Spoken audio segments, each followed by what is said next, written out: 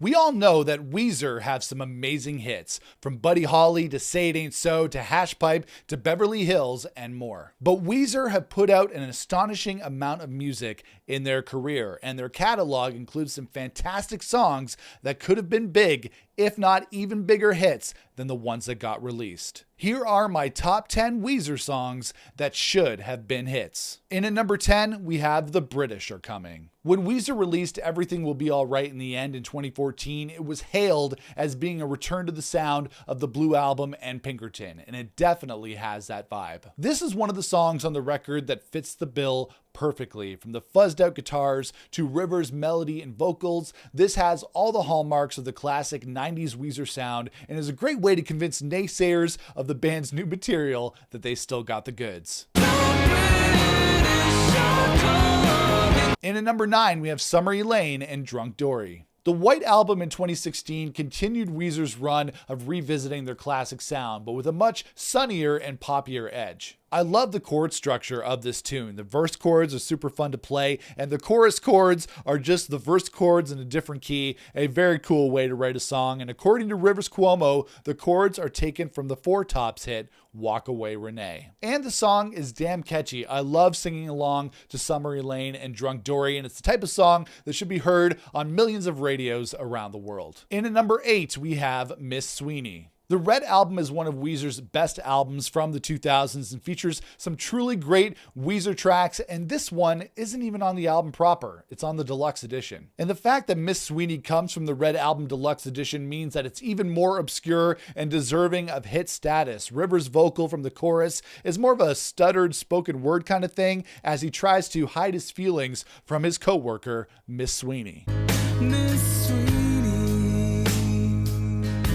But then the chorus breaks out into this crazy, euphoric, catchy declaration of love. The melody soars as he sings to Miss Sweeney. Is the song a little too weird for a radio single? Probably, but there have been weirder songs on the radio before. Before we continue, guys, if you like this video, you like talking about Weezer, make sure to toss me a thumbs up. I'd really appreciate that. And make sure to smash the subscribe button so you don't miss out on future videos. All right, let's get back to it. And at number 7, we have Happy Hour. Pacific Daydream is a much poppier and more electronic version of Weezer, so some fans might not think that it's as deserving as Love as their earlier 90s stuff, but I think it's a great record. It also has some great hit-worthy songs on it, like the singles released from the record, Mexican Fender and Feels Like Summer, but for my money, Happy Hour is the best of the bunch. It's got a cool, breezy feel and a great vocal from Rivers, not really rocking in any way, but it's a great Weezer track worthy of more attention. And at number 6, we have Let It All Hang Out. Weezer have some great rockers later on in their career, and Let It All Hang Out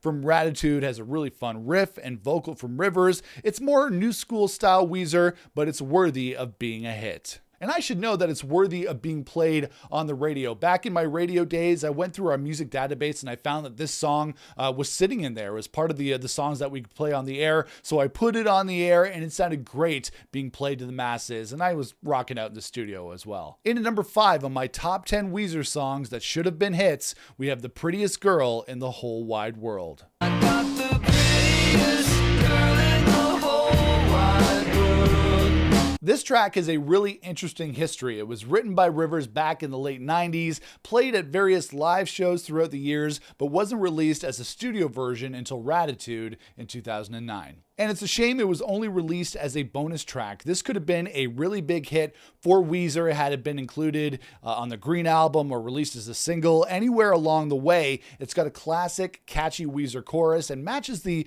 melancholy vibe of some of the tracks from the Blue Album and Pinkerton. If it was given a proper release, it would have caught a lot more ears. In at number 4, we have Waiting on You. There were a lot of great Weezer B-sides released during the Blue Album and the Pinkerton eras, and this is one of my favorite Weezer B-sides ever. And it's catchy as hell. The falsetto lead vocal that kicks off the song and Rivers' sad, melancholy lead vocal. Pinkerton did have big hits like El Scorcho and The Good Life, but I always thought Waiting on You would have done better for the album and maybe gave Weezer the much-needed radio hits that they were seeking during the Pinkerton era.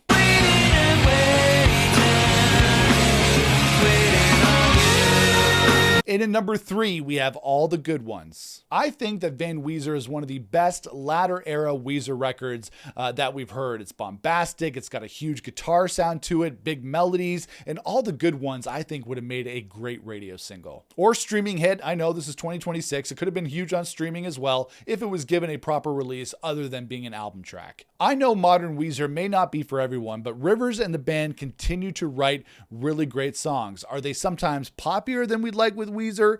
Maybe, but the melodies are always on point and worthy of being heard on a million speakers. And at number 2, we have The Odd Couple. Death to False Metal is a Weezer B-sides and outtakes album that came out in 2010 and it has some really cool tracks on it. I Don't Want Your Lovin', Turning Up the Radio, Autopilot, and of course, The Odd Couple. There's something infectious about the melody on The Odd Couple. You have Rivers singing about he's a PC and his girlfriend's a Mac. Funny lyrics, but insanely catchy. And in number 1 of my top 10 Weezer songs that should have been hits, we have Last Days of Summer. The last days of summer.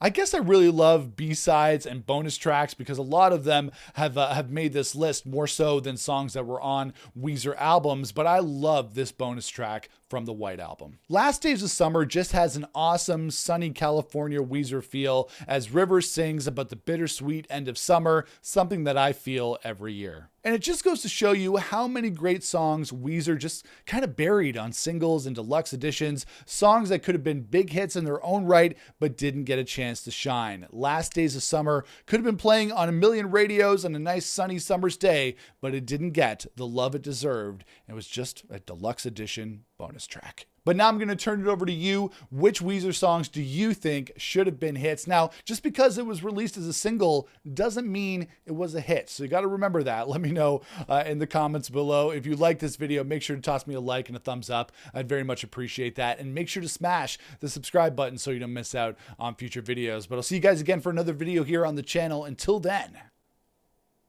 rock on, everybody.